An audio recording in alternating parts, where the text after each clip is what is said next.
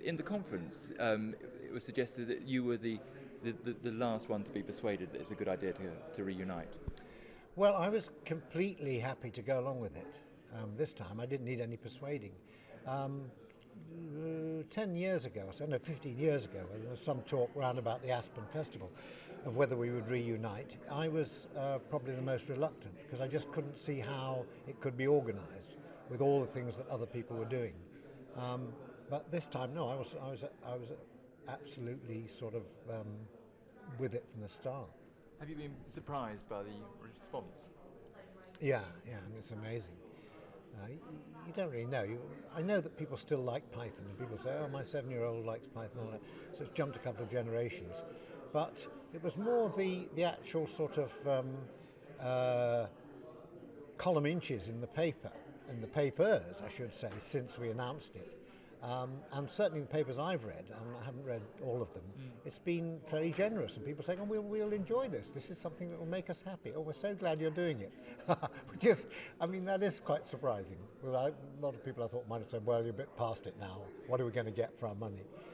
So it's rather nice that people give us the benefit of the doubt that we will actually be able to supply something that will work.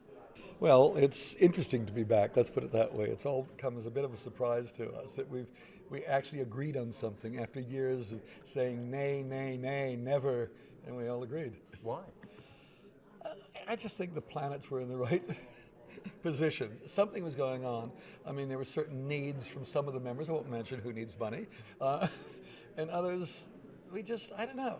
It was so strange because it brought really in a sense by the court case. We had to come back together because of this court case, and so then we started talking again, and out of it came this. And the idea that it was, a show that wouldn't require, half a year of our lives, made it feasible for all of us, and that was it.